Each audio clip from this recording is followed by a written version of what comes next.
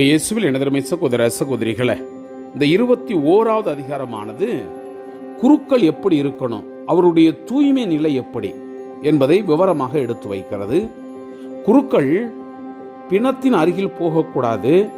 அவர்கள் யாரையெல்லாம் மணக்க வேண்டும், விதவை மணக்கக்கூடாது, அல்லது தன்னுடைய தீட்டுப்பட்ட எந்த பெண்ணையும் மணக்கக்கூடாது, திருமணமாகி கைவிடப்பட்ட பெண்ணை மணக்கக்கூடாது, கன்னி பெண்ணை மட்டும்தான் அவர்கள் மணக்கணும் என்பதையும் அவர்கள் விவரமாக எடுத்து வைக்கிறார்கள். அது மட்டுமல்ல, குருவிடம் எந்த ஒரு பலவீனமும் இருக்கக்கூடாது, அல்லது அவர்கள் குறைபாடற்ற ஒரு மனிதனாக இருக்கணும். ஏனெனில் ஆண்டவருக்கு அவர் அர்ப்பணம் செய்யப்பட்டவராக, ஆண்டவருடைய திருப்பீடத்தில் பணிபுரிவராக அவர் இருப்பதனால் கண்ணோ காதோ அல்லது குட்டையாகவோ வேறு எந்த ஒரு உறுப்பின்றியோ அவர்கள் இருந்தால், அது குறைபாடற்று இருந்தால், அவர் குள்ளனாக இருந்தாலும் சரி, அந்த ஒரு தன்மையிலே அவர்கள் இந்த பழியை செலுத்தக்கூடாது என்பதையும் விவரமாக இந்த அதிகாரத்தில் எடுத்து வைக்கிறது.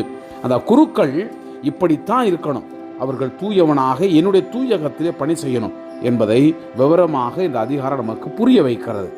அந்த எண்ணத்தோடு நம்முடைய குருக்கள் எப்படியுமே ஆண்டவருடைய பழியை ஒப்புக் கொடுக்கிறார்கள். இன்றும் அதேதான். குருக்கள் கடவுளுடைய உடலை தன்னுடைய கரத்தில் ஏந்துகிறவர்களாக இருக்கிறார்கள். அப்போ அந்த தூய உள்ளத்தோடு, தூய அந்த வாழ்க்கை தன்மையோடு ஆண்டவரை நாம் பலியிடும் பொழுது, ஆண்டவருடைய அந்த உடலை கையில் ஏந்தும் பொழுது, அங்குதான் ஆண்டவருடைய பிரசனம் ஆனது உணரப்படுகிறது. அந்த நல்ல எண்ணத்தோடு இந்த அதிகாரத்திற்கு நாம் செவிமடுப்போம். ஆண்டவர் மோசேயிடம் கூறியது, ஆரோனின் புதல்வரான குருக்களுக்கு சொல், அவர்களுள் எவனும் தன் இனத்தாரில் இறந்து போன ஒருவராலே தன்னை தீட்டுப்படுத்த வேண்டாம். தனக்கு இரத்த உறவான தாய், தந்தை, மகன், மகள், சகோதரன் மணமாகாமல் தன்னுடன் வாழ்ந்த கன்னியான சகோதரி ஆகியவர்களை தவிர வேற எவராலும் திருமணத்தால் உறவானவர் உட்பட தன்னை தூய்மை கேட்டிற்கு உட்படுத்தி தீட்டுப்பட வேண்டாம். அவர்கள் தலையை மொட்டையடித்து கொள்ளாமலும், தாடியில் ஓரங்களை சிரைத்து கொள்ளாமலும், உடலை கீறி கொள்ளாமலும் இருப்பார்கள். அவர்கள் தங்கள் கடவுளினுடைய பெயரை கெடுக்காமல் அவருக்கு ஏற்ற தூயோராய் இருப்பார்கள்.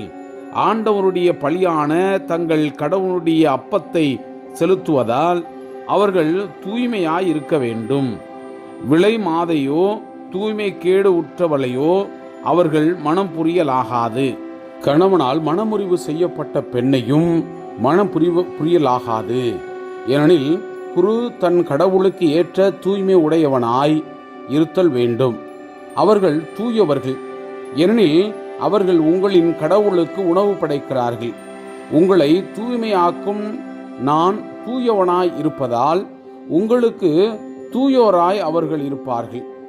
குருவினுடைய மகள் வேசியானால் அவள் தன் தந்தைக்கு தூய்மை கேட்டை ஏற்படுத்துகிறாள். அவளை நெருப்பில் சுட்டரிக்க வேண்டும். தலையில் திருப்பொழிவு எண்ணெய் வார்க்கப்பட்டு குருத்துவ உடை அணிந்துள்ள தலைமை குருவாகிய உன் சகோதரன் தன் தலையை மூடிக்கொள்ள வேண்டும். தன் உடைகளை கிழித்தலாகாது.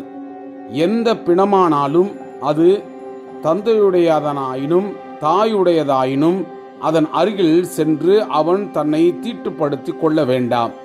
தூய கூடத்திலிருந்து வெளிவராமலும் தன் கடவுளின் தூயகத்தை இழிவுபடுத்தாமலும் இருக்க வேண்டும். ஏனெனில் அவனுடைய கடவுளின் திருப்பொழிவு எண்ணெய் தாங்கும் சிறப்பு அவனுக்கு உரியது. நானே ஆண்டவர். கன்னி பெண்ணையே அவன் மனம் புரிய வேண்டும். அவன் கைம்பெண்ணையோ மனமுறிவு பெற்றவளையோ கற்பொழுக்கம் அற்றவளையோ விலை மாதையோ மனம் புரியாமல் தன் இனத்தில் உள்ள ஒரு கன்னி பெண்ணையே மணக்க வேண்டும். தன் வழிமரபை இரத்த களப்பட்டதாக பாதுகாக்க வேண்டும். ஏனெனில் நானே அவனை தூய்மையாக்கும் ஆண்டவர்.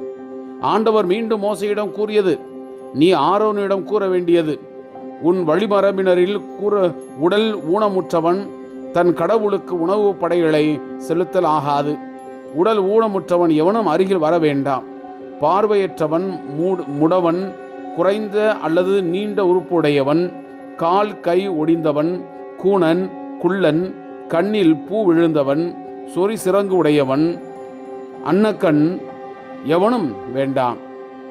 குருவான ஆரோனினுடைய வழிமரபில் உடல் ஊனமுற்ற எவனும் ஆண்டவரில் நெருப்பு பழியை செலுத்த அருகில் வர வேண்டாம். மேலும் உடல் ஊனம் அவனுக்கு இருப்பதால் அவன் தன் கடவுளினுடைய உணவு படைகளை செலுத்தவும் வரக்கூடாது. தன் கடவுளின் தூய அப்பத்தை அவன் உண்ணலாம், ஆனால் தொங்குத்திரை அருகில் வர வேண்டாம்.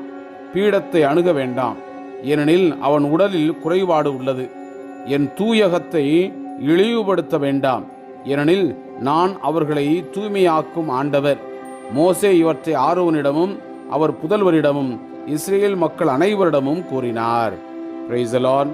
இயேசுவுக்கே புகழ், மரியே வாழ்க.